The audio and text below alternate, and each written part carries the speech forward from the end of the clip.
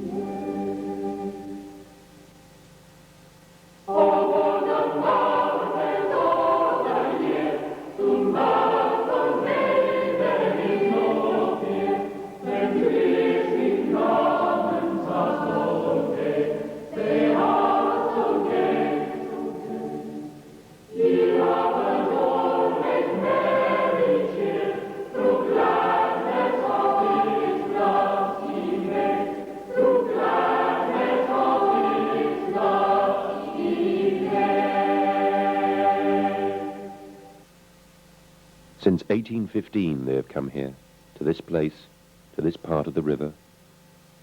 Every year they meet and prepare to do battle. It isn't so much why, but for what it means. Like a cracked limb, the river flows through from the head to the starting positions. This stretch is where the water means everything to the rowers, where the landmarks can represent success and failure. Isis Lock, then the 13 starting positions, a boat length between success and failure. The start gun, 3 echoing cannon fires, the first 5 minutes warning, the second 1 minute to go, and the third into the unknown. Squeeze off the start. Events are in slow motion. The first stroke is an eternity. Breath is being ripped from you. The cox, like a screaming child, urges you on. Into the gut, the most important part of the river. A 200-meter crooked funnel, the intestine of the river, where hopes are dashed, dreams of blades broken. The head now beckons, and the finish post, to reach this point, to be the greatest boat on the river, to have your name carved into sepia history.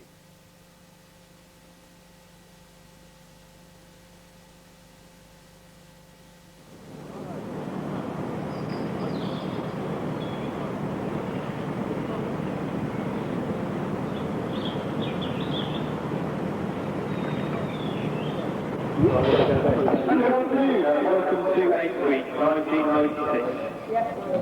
The final for Women's Division 5 will be fired at 5:12. That's about 5 minutes time. Right, there's a few specific points I want to go through first. Number one problem we're going to have today is with cruisers, I expect. There are going to be people wanting to go upstream, downstream, pirouettes in the middle, that sort of thing, and we've got to stop them.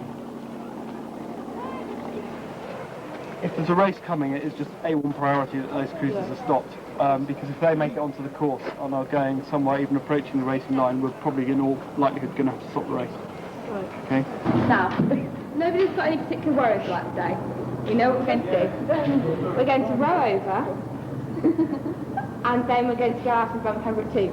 But, to start with, we're just going to think about the first one. And we had a brilliant outing yesterday. We did really well in rowing over, and that was with me with a massive hangover. So we can actually do really well today. We've just got to relax. If you see cygnets in the river, okay, in the racing line, don't start the race, okay? It really is, because we're being threatened with prosecution if we kill any, okay? But have a start, nice and calm, and then just row. And we can do it, we know we can. And everybody wants us to do well, apart from 10 people from LMH. And I reckon that we've got all the advantages today. We've got a clear river in front of us. It's a bit windy, but that's not going to be a problem because we rode in much windier conditions. Smile. I promise it's going to be okay. I promise it's going to be a good one. And one more thing, if anything does go wrong, then just don't panic. Just get the crab back or get your balance back and listen to what Jonathan's saying the whole time. And if you can listen to what Matt says, he's only on the bank, so it doesn't matter really. We're the ones who know what's going on. I actually think Corpus will do quite nicely. They aren't a big crew. They're certainly not a strong crew. One more. But they'll be an awful lot prettier than most of the boats they're rowing against. I'd quite like to see them move out of the semi-fixed into a fixed position this ice, because I think they could do it. Right. Remember what I told you yesterday about the jump? Get tight in a minute. About when not to panic, none of the way. When to relax into it and watch LMH disappear. It's windy, there's a lot of wash. That's going to slow them down a damn sight more than it'll slow you. It's the big circles at the finish, so we're getting clear of all the waves. 4, 3. Come on!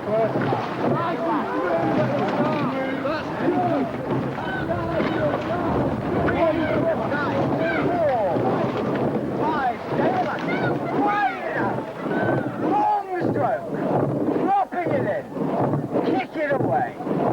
It's nice. Hold it there. Down to one side. Relax. Kick it away. Time on the slide. Long stroke. Send it away. That's 5. That's good. That's it. Keep it going. Keep going. Keep going. Keep going. Keep going. Right down. We lost.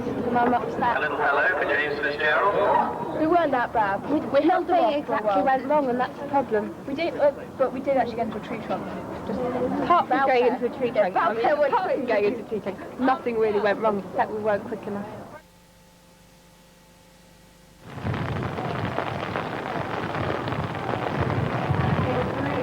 When you bump somebody in front of you, it's really like poking a finger in their eye and just, it's like, we got you. Not only did we beat you, we caught up 1.5 lengths.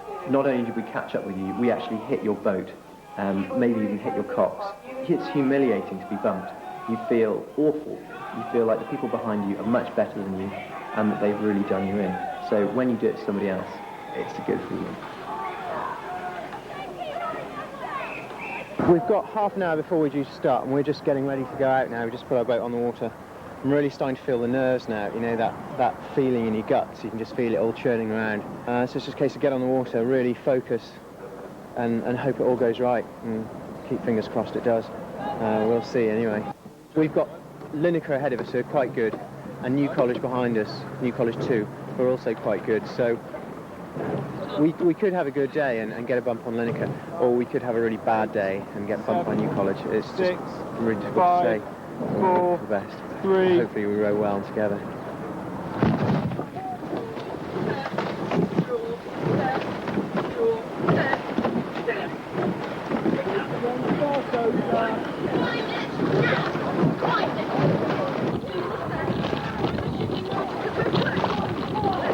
At the start, we were just only half length away, and we just closed it up.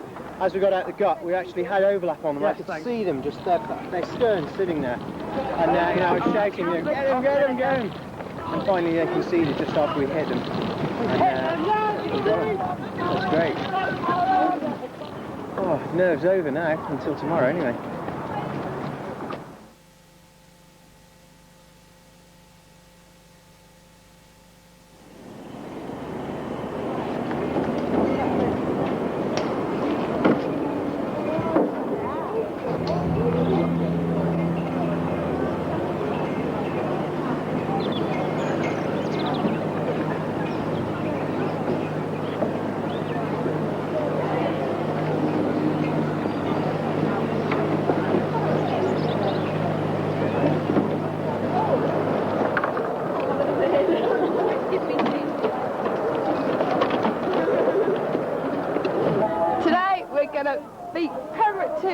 to the ground.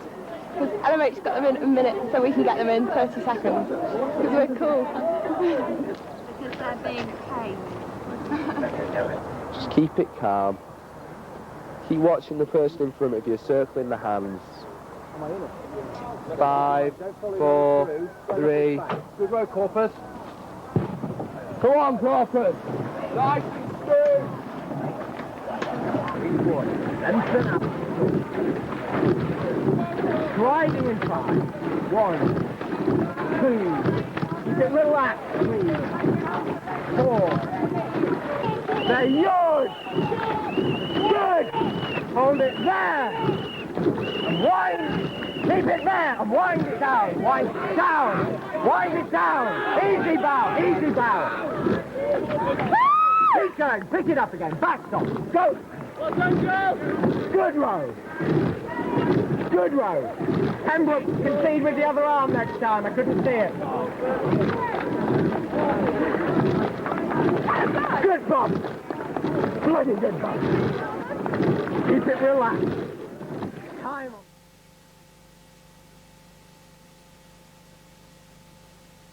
Right, I would dispute the fact that Christchurch ever had a bigger overlap on Keble ever did on Union. And also, I mean, the thing is, they're coming out of the gut, and Christchurch's bows just sort of notched Keble's stern, so Keble's bows swung out. And because they're overlapping, it's just, you know, almost impossible to get out of the way. There's not much you can do about it once you're in that position. So what's going on is that coming out of the gut, there was a lot of problems between about 5 or 6 crews. There was a Keble crew were gaining on Univ. At the time, the crew behind them had overlap on them, so Keble didn't concede. Keble conceded late to the crew behind them, which meant that those two crews obstructed the crews coming down behind them, and there was a bump between the two crews behind those two due to the obstruction that happened there. That's clear. Keble feel that they had an overlap on the crew in front, though. Yeah. Just for the record. But just Keble did. The other crews. And by the way, Cats were stopped dead, so we couldn't get the overbump on Univ who we were closing on. Come and go away. Example of University of the Navy.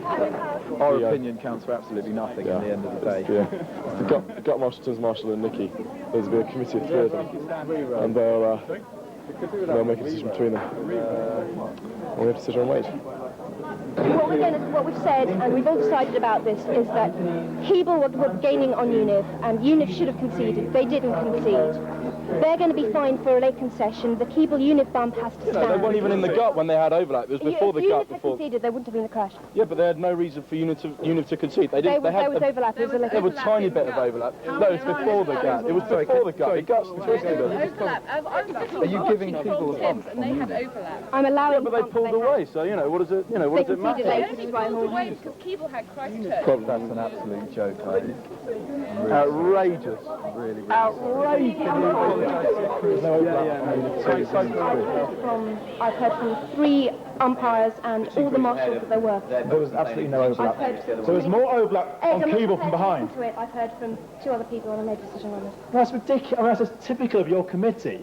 It's not my committee. Whoever's committee, there was no overlap. I'm not prepared to listen to this. I've spoken to a lot of marshals about it. I've spoken to a lot of umpires about it. That's what's happened.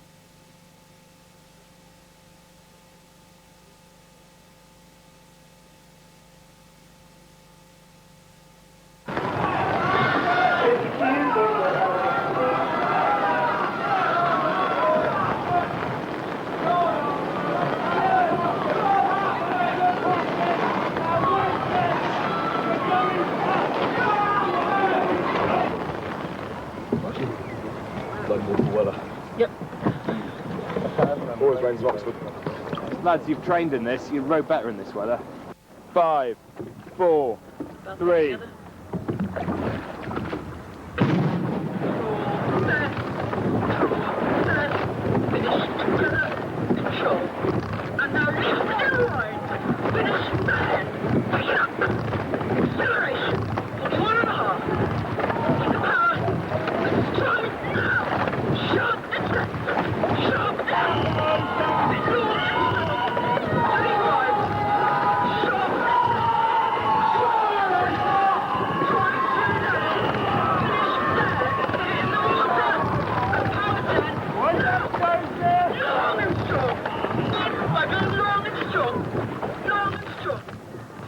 When you get to the end of the course, and you've just rowed over, or when you get bumped down by another crew, there's this taste of, well, apparently lactic acid in the mouth.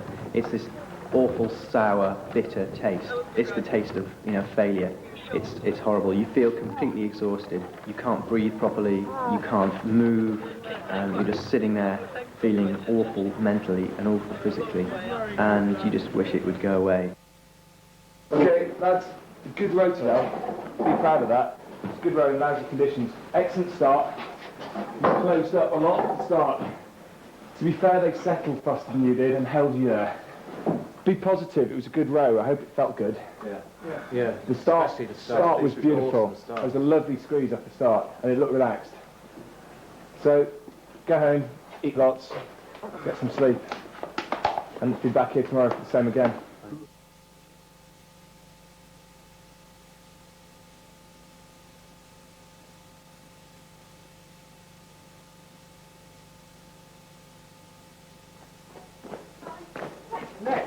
Eights week had almost rolled over again.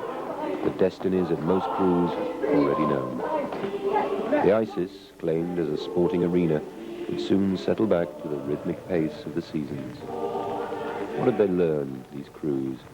What did they achieve?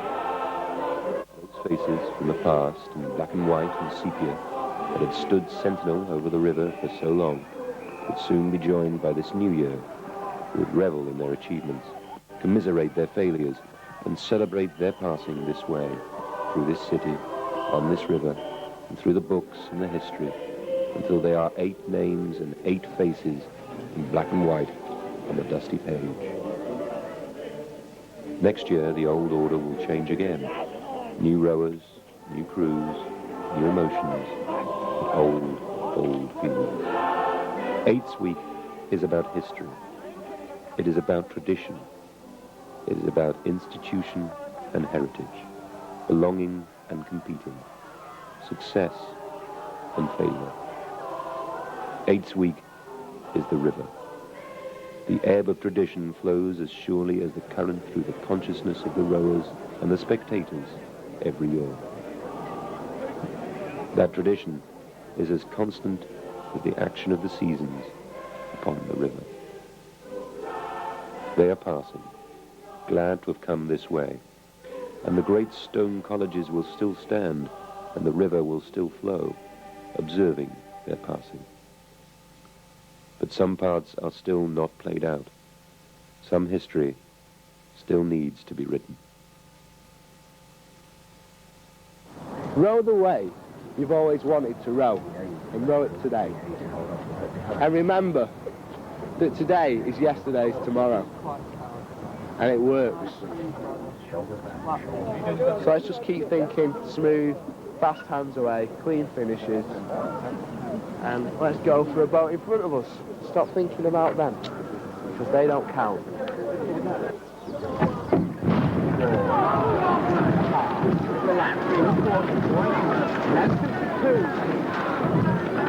Wind it for 5. I was going to take a moment from Corpus in terms of coaching them.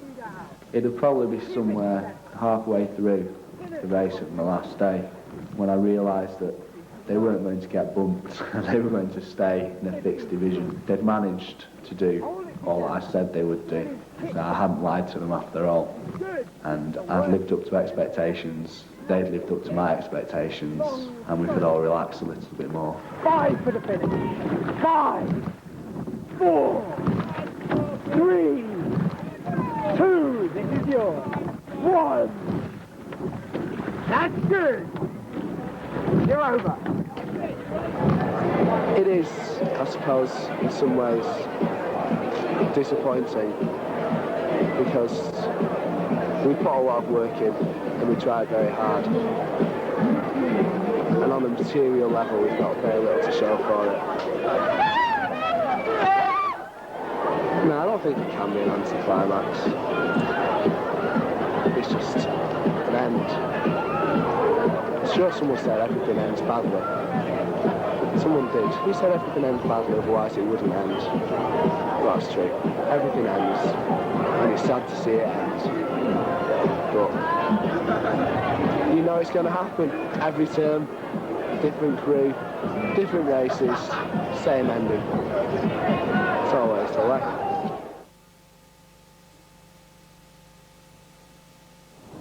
The big ones to come out on the race, on the road, everyone on your own road. Go through the start, everything. With 8th week, we've done nothing except train for the last 4 or 5 weeks. 6 days a week for at least an hour and a half every day. You don't want to let yourself down because you put so much of your own time into it. But at the back of your mind, you're sort of quite scared that you're going to let everybody else down too. You can't train for rowing unless you care about how you're going to do at the end of it. Minute gun coming up. The minute gun goes and you think, oh shit, we're going. This is it. We're going to have to do it. I don't want to do it. I don't have a choice. I'm sat here. I have to. 30 seconds to go and you're thinking, right, okay, the clothes are all off. You're ready to race. 10 seconds and it all starts to become automatic. It doesn't matter. 3 seconds and the coaches have stopped counting you down and you're just waiting for the gun. And then you just row. And you don't remember very much at all. You don't remember what the cock says. You don't remember thinking, right, this is my half slide, this is my 3/4 slide, this is where I wind, because this is why you've been training, because it's automatic. And if you're lucky, it settles. And you think, where's the boat? What's going on? Are we catching them? Are they catching us?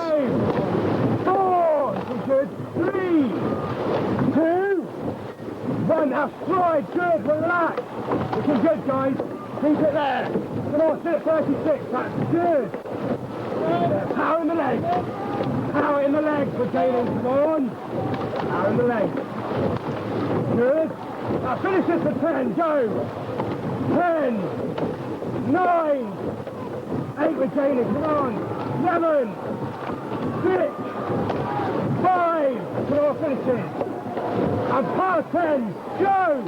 10, 9, come on, finish this, 8, 7, 6, on, power in the leg, 5, 4, they're catching them, 3, 1, 2. There's something, I don't know if it's beautiful, but there's a feeling you get when the 8's just running beneath you, all of the blades are off the water, you're all going forwards together, and the boat just feels light, and you feel like you've got so much time. You don't feel that you're trying or that the muscles are working, because the one thing you know is that you're moving with somebody else and you can feel the boat moving under you, and you just stop thinking about it. You're not thinking about the rowing anymore. It's more like a heightened awareness, but the last thing you're aware of is the fact you're rowing. Come on, 5 more big strokes! Come on, we've nearly got them! Come on, come on! 3 more big ones! 2, come on! 1, they keep beating! Yeah! Wind it down, wind it down! Yes! Come on! Yes! Come on! Well done, excellent. We knew we could do it and we did. There's 30 seconds after you get a bump, when you can't remember what happened before the bump. You don't know what's going on. You just know that you've got somebody, and you're just screaming, and you forget everything. And the cox is going mad and trying to control you, and the coach is shouting at you to do stuff from the bank, but you don't care, because that's it. You've got it. We did it, guys. Brilliant. Absolutely brilliant. Well done.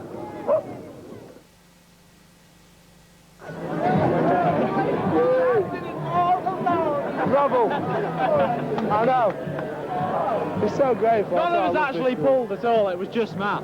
It was all him. Many true words. One.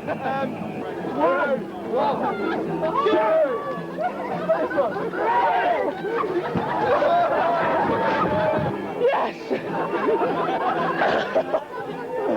I really don't know what to say. Oh. It's amazing. I doubt I can appreciate it properly because this is my first year. And to get 2 blades, some people spend 10 years at Oxford and never get a blade. But I've been here for a few months and I got 2 of them. It's amazing. It's really amazing. Yeah. Fantastic. Oh no. He's been like the pain in the arse. Strangely reminiscent, don't you think? Yeah. 8th week's all about ego. People who do it for fun do it because they want people paying attention to them. It's good for your ego on the Saturday of 8th week to be rowing in front of maybe 15, 20,000 people.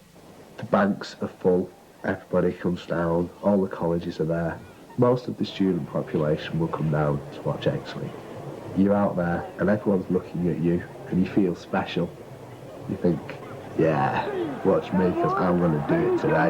Go down and link. Link. Link. Link. Link. Easy two. Easy one. Easy.